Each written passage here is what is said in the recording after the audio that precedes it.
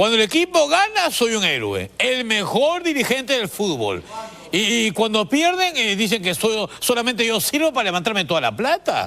Digan, por favor, esas son calumnias, son difamaciones. Para mí el dinero es lo de menos. Claro, por favor.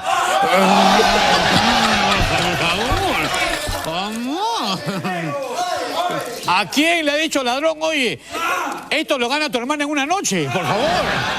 Espero que estén pasando un feliz 28 de julio, aprovechando que es un día feriado. Hoy la gente no sale a trabajar, se queda en su casa.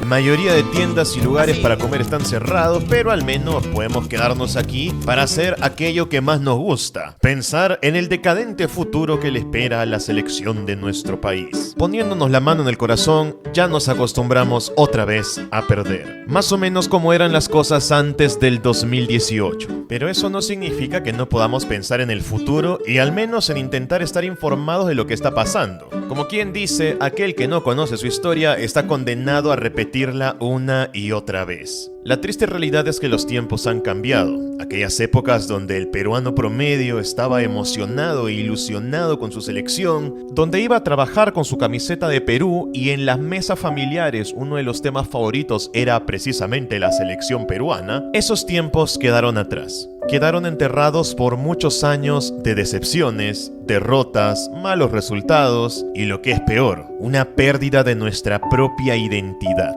Lentamente volvimos a ser aquella selección antes de que llegue Gareca, un equipo acostumbrado a que le vaya mal y donde parece que ya nos resignamos a que esto es así y no podemos hacer nada para cambiarlo. Somos malos y ya está. Es por eso que aquel día de 2022 fue el día que Perú perdió su identidad. Si les preguntara cuál es la identidad de la selección peruana o del fútbol peruano en sí, ¿qué me dirían? ¿El chocolate peruano? ¿Los goles bonitos? ¿Pechearla en los momentos más importantes? ¿Perder puntos tontos? Respuestas pueden haber muchas, pero yo tengo una bastante clara. Para mí la identidad del fútbol peruano siempre estuvo definida por una sola palabra: la fe. La fe en nosotros mismos. La fe de que las cosas saldrán bien, de que conseguiremos salir adelante de nuestros problemas. Y esto es algo que puede ir incluso más allá del fútbol, también con el día a día de cada peruano. La situación a veces puede pintar muy mal, pero nunca dejamos de tener esa pizca de fe, de creer que las cosas pueden mejorar, que todo de alguna manera se va a solucionar. El Perú pasó por muchos años de reales crisis, a muchos niveles, desde dictaduras, crisis económicas con inflaciones altísimas. Que la lata de leche evaporada que hoy costaba en la calle 120.000 intis, costará a partir de mañana 330.000 intis. El pan francés, que esta tarde costaba 9.000 intis, costará a partir de mañana 25.000 intis. Que Dios nos ayude.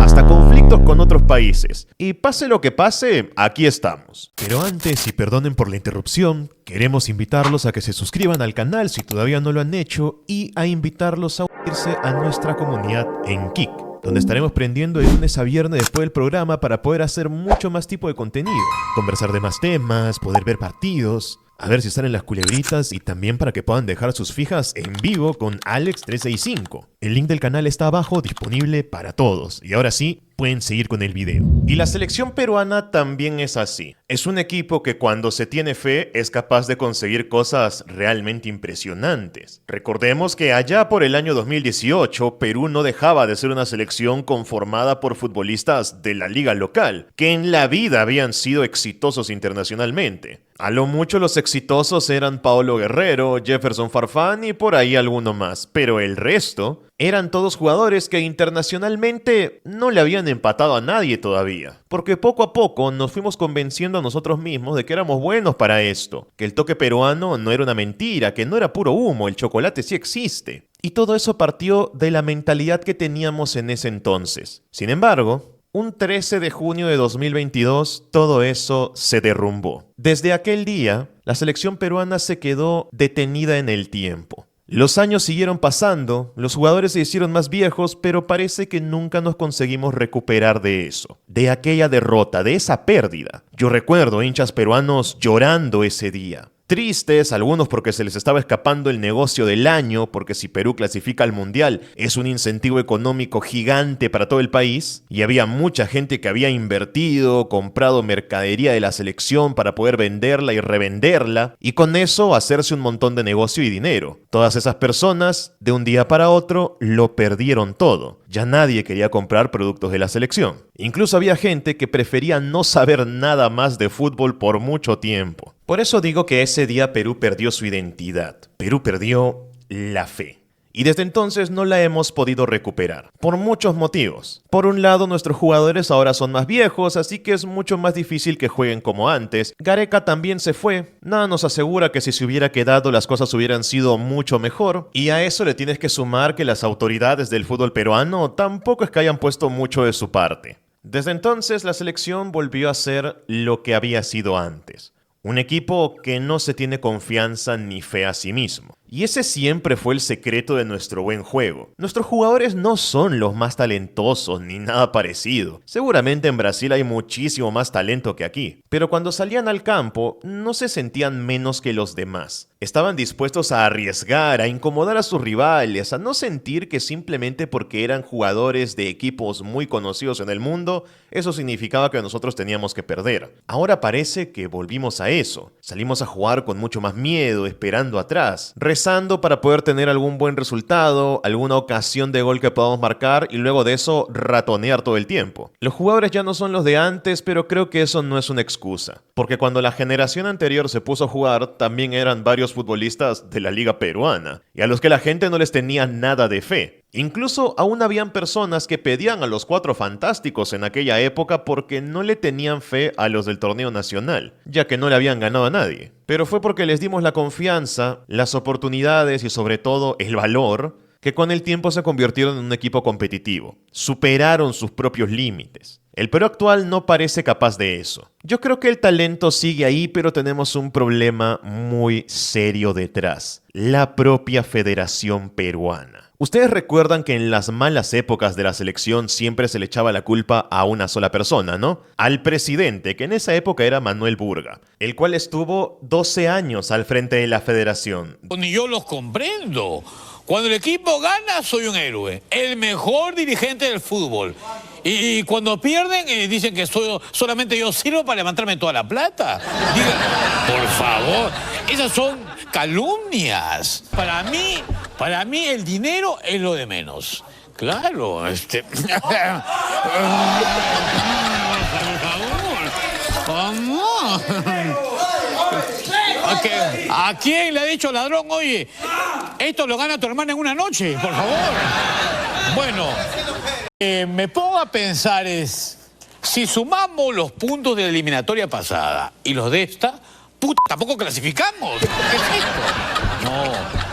12 años donde los resultados fueron malísimos, donde se hizo deporte nacional criticarlo. Al menos hasta el año 2015, cuando entra Edwin Oviedo y Perú consigue clasificar al Mundial de 2018. Ahí las cosas cambian, pero siempre fieles a lo que suele ser las autoridades peruanas. Oviedo se va preso, luego de eso sale libre, pero el daño ya estaba hecho, ya que su reemplazo fue Agustín Lozano, el presidente que sigue hasta el día de hoy y que en menos de 3 semanas irá para otra reelección. Así como que no quiere la cosa, desde que Lozano se hizo presidente de la federación ya han pasado 7 años. Y va por 4 años más si consigue reelegirse. O sea que se mantendría al frente de la federación como mínimo 11 años, casi los mismos que se mantuvo Manuel Burga. La gente no tiene mucha información sobre esto porque tampoco es que los programas lo informen tanto. Pero dentro de la federación están pasando cosas un tanto extrañas. Se suponía que este año serían las elecciones, pero recién en el mes de diciembre. Sin embargo, las adelantaron para el mes de agosto. Como les dije, en menos de 3 semanas ya se estará votando para elegir al nuevo presidente. Y una de las pocas listas que están aceptadas para que puedan competir es la lista de Lozano, el cual ya muchos dan por sentado que va a volver a ganar la elección porque no tiene mucha competencia y porque tiene en el bolsillo a los líderes más importantes de las ligas departamentales en Perú. Para los que no lo sepan, en la Federación Peruana, que son los que manejan a la selección, cada 4 años se realizan elecciones. para elegir a un nuevo presidente, y en estas elecciones, como saben, el hincha no participa. Los que votan son los líderes de las ligas departamentales, de equipos importantes y todo eso. Directivos en sí.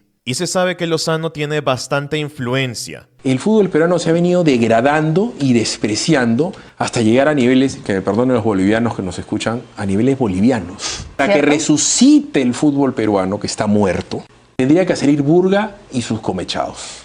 Que haya gente que se organice para presentar una candidatura alternativa. Quienes votan por Burga son las ligas departamentales y los clubes de primera división. Con quienes hace guiño siempre. Arreglos, enjuagues de toda Pero índole. puede llegar otro que le haga 2 guiños y no 1. Tú tienes que darle a los señores más de lo que le da Burga. Ok, ¿cualquiera puede postular?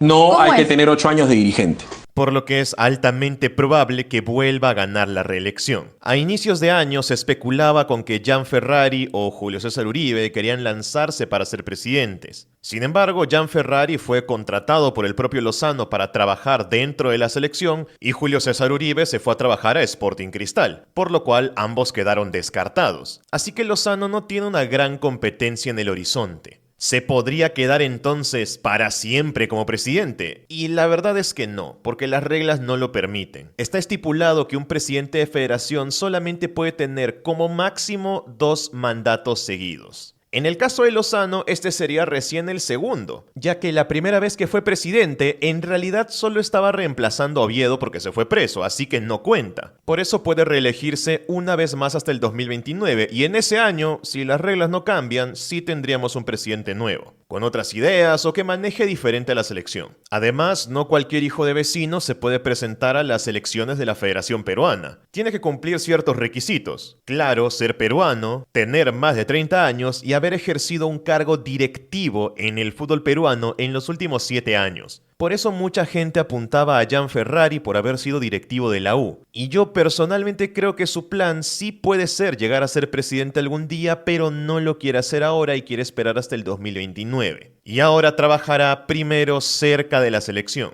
Prospectos para un futuro presidente hay bastantes. Desde Claudio Pizarro hasta varios en las ligas departamentales que se sabe que también les encantaría tener ese poder. A menos que aparezca un héroe inesperado que pueda cambiar el rumbo de esta elección, todo parece indicar que los próximos años para Perú serán más de lo mismo. A menos que aquellas personas que al final del día son las más importantes y son los que mantienen a la selección, o sea, los hinchas, recuperen esa fe que se tuvo en el pasado para intentar cambiar esta situación.